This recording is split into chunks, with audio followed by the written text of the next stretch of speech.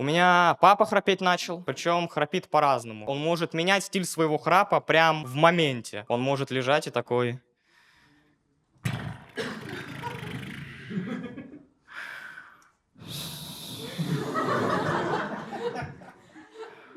В забытом богом мегаполисе я разрушался.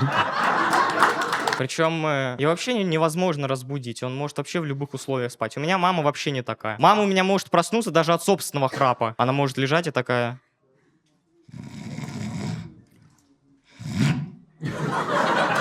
Кто это?